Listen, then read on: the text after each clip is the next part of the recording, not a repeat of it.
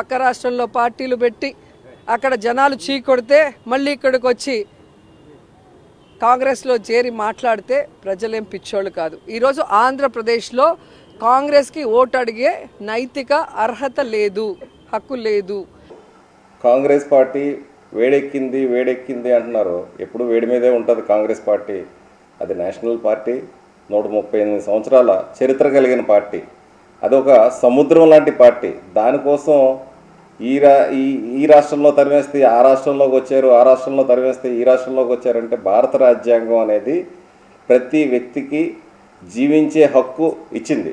ఆ జీవించే హక్కుతో పాటు ఓటు హక్కును కూడా ఇచ్చింది. ఆ ఓటు హక్కు ఉన్నటువంటి భారతీయుడు ఎవరైనా కానీ ఎక్కడి నుంచి అయినా పోటీ చేయొచ్చు, ఎక్కడి నుంచి అయినా ప్రచారం చేయొచ్చు అనేది ఈ యొక్క మీడియాలోని సోషల్ మీడియాలో ఏదో సరదాగా ఉంది కదా అని ఆవిడ ఎక్కడి నుంచో వచ్చింది, వేరే రాష్ట్రం నుంచి వచ్చింది, వేరే జిల్లా నుంచి వచ్చింది అని చెప్పి పరాకులు చరాకులు చేస్తున్నటువంటి వ్యక్తులు గమనించాలి. ఎందుకంటే ముఖ్యంగా ఆ పర్టికులర్గా మా వైఎస్ షర్మిలమ్మ పిసిసి ప్రెసిడెంట్ అయిన తర్వాత సుడిగాలి పర్యటన చేస్తున్నప్పుడు దాన్ని తట్టుకోలేనటువంటి పరిస్థితుల్లో మిగతా రీజనల్ పార్టీలు ఏవైతే ఉన్నాయో వారిలో ప్రధానంగా ప్రభుత్వంలో ఉన్నటువంటి రీజనల్ పార్టీకి వణుకు పుట్టుకుంటుంది. కేవలం వైఎస్ షర్మిలమ్మ రాజన్న ముద్దుబిడ్డ, రాజన్న పరిపాలన అందించినటువంటి రాజశేఖర్ గారి ముద్దుబిడ్డ అయినటువంటి ఈరోజు జగన్మోహన్ రెడ్డి ఈ రాష్ట్రంలో ప్రభుత్వాన్ని ఏర్పాటు చేసే పరిస్థితి వచ్చిందంటే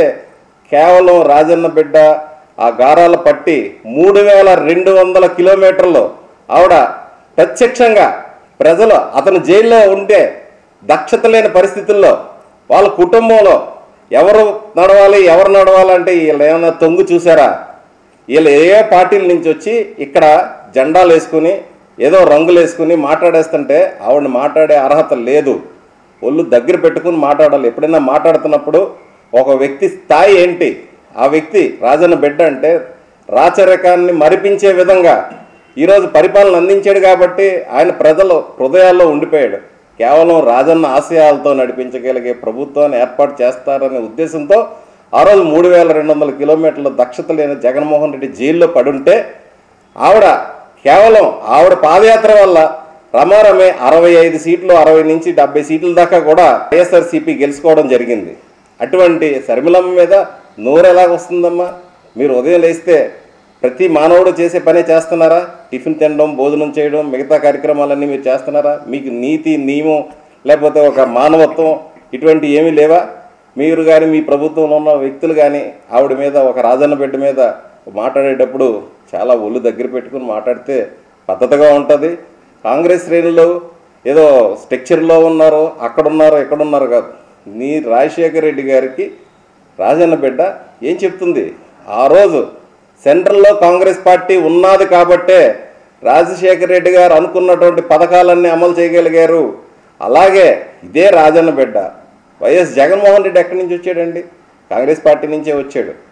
ప్రతి వ్యక్తి కూడా ఈరోజు రీజనల్ పార్టీ పెట్టుకుని సెటిల్ అవుతున్నారు అంటే కేవలం కాంగ్రెస్ పార్టీ వల్లే అవుతున్నారు. ఈ కాంగ్రెస్ పార్టీలో విలీనం చేశారంటే, విలీనం చేయడం అంటే రీజనల్ పార్టీ మెయింటైన్ చేయడం అంత సులువు కాదు.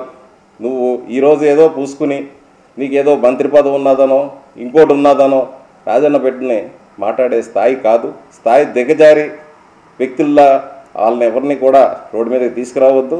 మరొకసారి చెప్తున్నాం, కాంగ్రెస్ పార్టీ మళ్ళీ రాష్ట్రానికి ప్రత్యేక హోదా ఇవ్వడానికి ఒక దృఢమైన నిర్ణయం తీసుకుంది.